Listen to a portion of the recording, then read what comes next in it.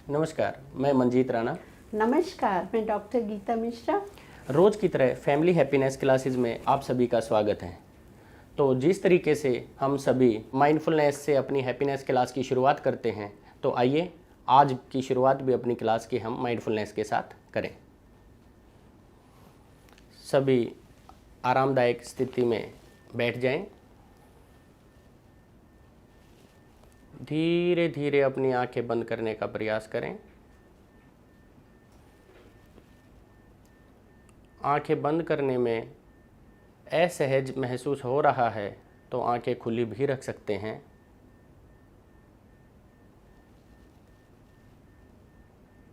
अपना ध्यान आसपास की आवाज़ों पर लेकर जाएं।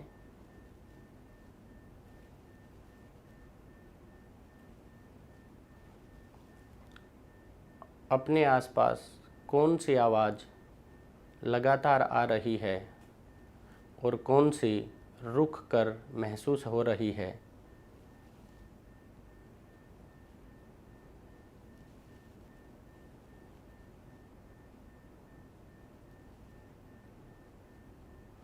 कौन सी आवाज़ें कमरे के अंदर से हैं,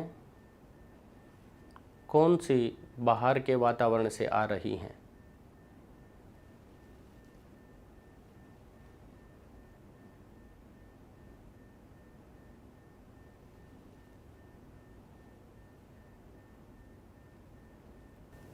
धीरे धीरे अपना ध्यान अपनी सांसों पर लेकर आएं।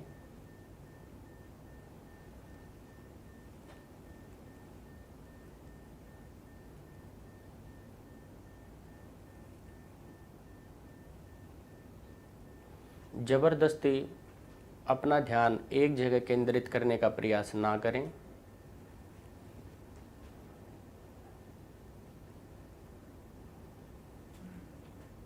बिल्कुल सहज होकर अपना ध्यान सांसों पर धीरे धीरे लेकर आएं।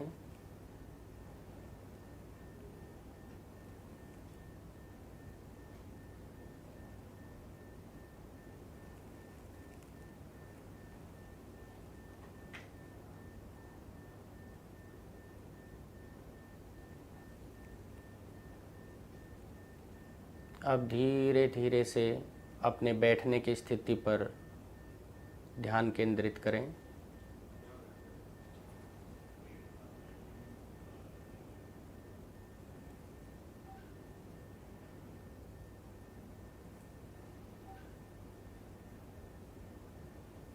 जब भी सहज महसूस हो, धीरे से अपनी आंखें खोल सकते हैं।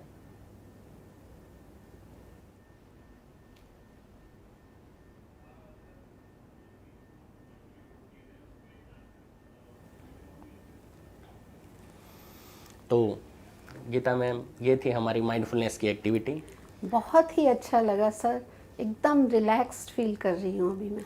तो जिस तरीके से कोरोना के समय में हम लॉकडाउन में सभी अपने घरों पर हैं, तो ये माइंडफुलनेस वाकई में हमारे लिए मददगार साबित होगी, ऐसा तो लग ही रहा है। ऐसा तो लग ही रहा है। अभी 3 मिनट की माइंडफुलनेस करने के बाद अपने आप में कितने एक शांति सी महसूस हुई, वो हमने महसूस की। बढ़िया। तो आइए आज हम अपनी माइंडफुलनेस के बाद एक स्टोरी जो हम लेके आए हैं, गीता में स्टोरी के साथ हम आगे बढ़ेंगे आज की क्लास में।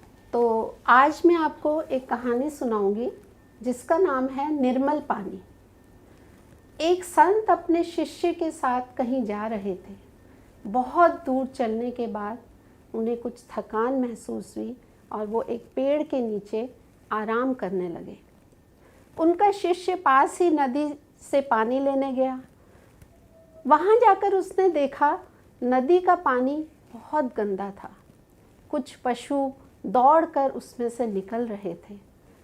पशुओं की भाग दौड़ के कारण नदी का पानी बहुत गंदा हो गया था। पत्ते और कीचड़ उभर कर ऊपर आ गए थे। शिष्य वापस अपने गुरु के पास चला गया और बोला, गुरुजी, लगता है मुझे कहीं ऊपर से पानी लेकर आना होगा। गुरुजी ने कहा, नहीं, अभी तुम थोड़ी देर इंतज़ार करो, दोबारा उसी नदी पर जाओ। शिष्य दोबारा उसी नदी पर गया, परंतु पानी अभी भी गंदा था। शिष्य वापस आ गया। गुरुजी ने कहा, तुम दोबारा वहीं जाओ और उसी नदी से पानी लेकर आओ। जब शिष्य तीसरी बार नदी के पास पहुंचा तो वो आश्चर्यचकित रह गया। नदी का पानी शांत और साफ था। कीचड़ नीचे बैठ गया था और पानी निर्मल हो गया था। शिष्य साफ पानी लेकर गुरुजी के पास आ गया। शिष्य ने गुरुजी से पूछा, गुरुजी, आपको कैसे पता था कि अब की बार मुझे साफ पानी ही मिलेगा? तो गुरुजी ने कहा, प्रकृति में कोई भी विषम परिस्थिति लंबे समय तक नहीं रह सकती। ठीक ऐसा ही हमारे मन के साथ भी होता है। जब किसी घटना या विचार से हमारा मन विचलित होता है तो मन के अंदर उथल पुथल हो जाती है, परंतु यदि हम शांति और धैर्य से कार्य करें तो हमें समस्या का समाधान अवश्य ही मिल जाता है। तो कैसी लगी सर आपको ये कहानी? गीता मैडम, माइंडफुलनेस से तो इतनी शांति मिली ही थी और साथ में स्टोरी ने तो दिल को छू लिया कि आज के टाइम में यदि हम आज के परिप्रेक्ष्य में इस कहानी को कनेक्ट करते हैं तो एकदम दिखता है कि कोरोना की जो महामारी या जो भी हम आसपास सुन रहे हैं कि विषम परिस्थिति, जैसा आपने बताया, ये विषम परिस्थिति ही है। तो विषम परिस्थिति इतने दिन नहीं रहती है। तो वाकई में दिल को छूने वाली कहानी तो मेरे हमें को एक आशा की किरण नजर आ रही है कि प्रकृति में कोई भी विषम परिस्थिति लंबे समय तक नहीं रह सकती। तो चलिए हम चलते हैं प्रश्नों की ओर। शांत मन और अशांत मन से लिए गए निर्णयों में क्या अंतर होता है? जब मैं अपनी लाइफ को देखता हूँ तो शांत मन से लिए डिसीजन में हमेशा जब एक पॉजिटिविटी रहती है तो उसका रिजल्ट भी पॉजिटिव ही होता है, लेकिन जब भी अशांत होता है उसका रिजल्ट भी नेगेटिव होता है, जो कि हमारी ज़िंदगी को नेगेटिवली प्रभावित करता है। अशांत मन से लिया गया निर्णय ठीक नहीं रहता। अब हमारा अगला प्रश्न है, जब आपका मन गुस्से या दुख की वजह से विचलित होता है उस समय आपके द्वारा लिया गया निर्णय अधिकतर सही होता है या गलत? क्यों? तो ये सब प्रश्न आपके लिए। आप सब परिवार में बैठकर इस पर विचार कीजिए और अपने विचार एक दूसरे के साथ साझा कीजिए। साथ में ये भी देखते रहें कि आज के टाइम में जब हम घर में बंद हैं तो हमारे को गुस्सा आ रहा है या हम शांति से अपने संबंधों को अच्छी तरीके से जी पा रहे हैं। इस कहानी पर चर्चा करने और परिवार के अन्य सदस्यों के विचार व अनुभव जानने के लिए आप एक दूसरे से बात कर सकते हैं, अपने विचार साझा कर सकते हैं, अपनी बात एक दूसरे तक पहुंचा सकते हैं। इन कहानियों का सुनाने का मकसद ये नहीं है कि हमने अपने विचार किसी पर थोपने हैं।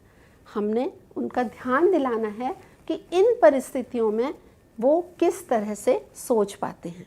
और सर, एक बात मैं यहाँ और जोड़ना चाहूँगी।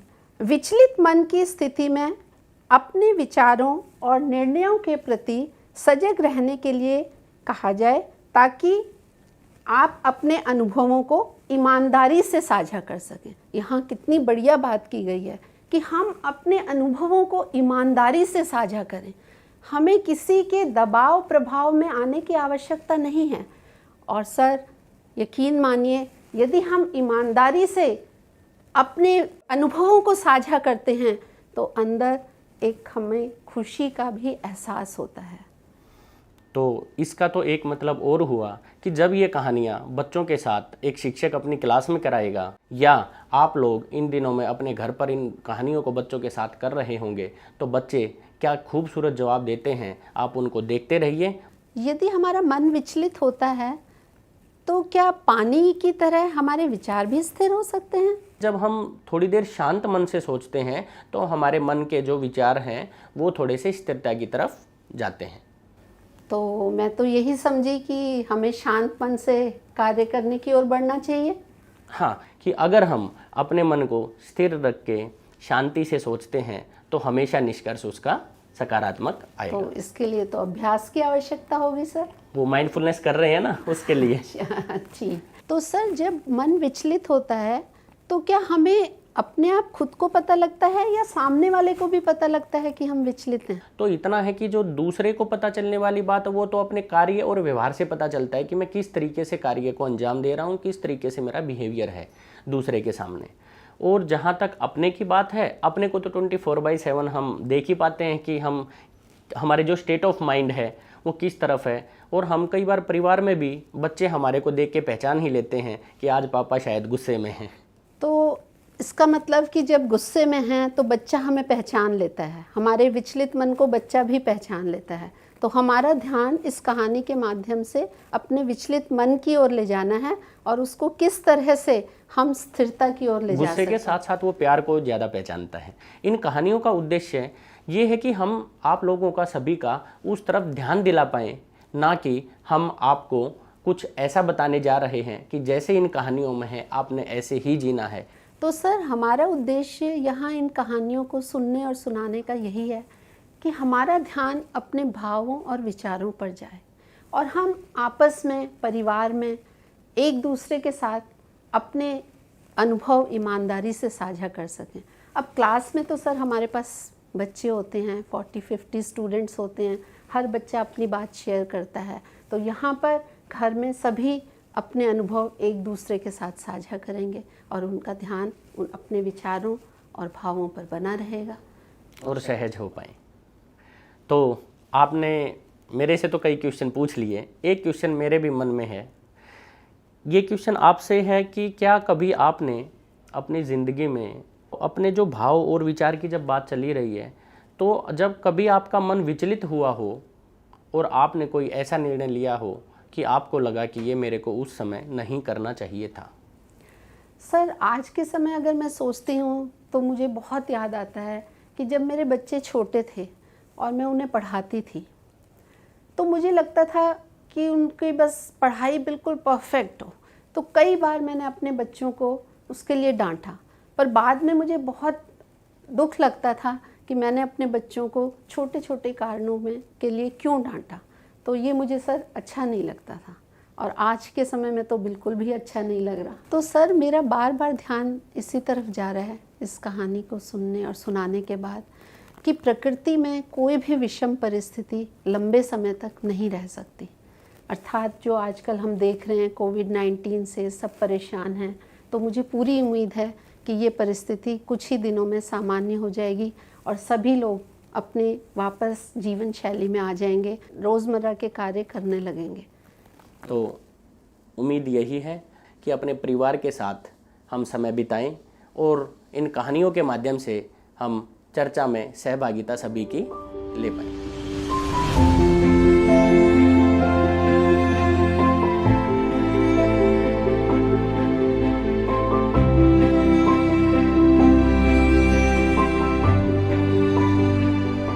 तो सर, अब हम फिर से माइंडफुलनेस करते हैं। तो सब एक लंबी गहरी सांस लेंगे और अपनी आंखें बंद करेंगे। यदि आंखें बंद करने में किसी को कोई परेशानी हो रही हो तो आप नीचे की ओर देख सकते हैं और जो भी अभी हमने चर्चा की कहानी में उस पर अपना ध्यान लेकर आएं, अपने भाव और विचारों को ध्यान से देखें। तो चलिए शुरू करते हैं, आंखें बंद करके।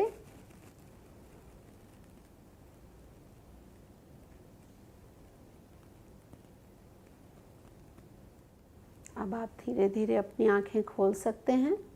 जब भी आप सहज महसूस करें, अपना ध्यान अपने बैठने की स्थिति पर लाएं और अपनी आंखें खोल सकते हैं।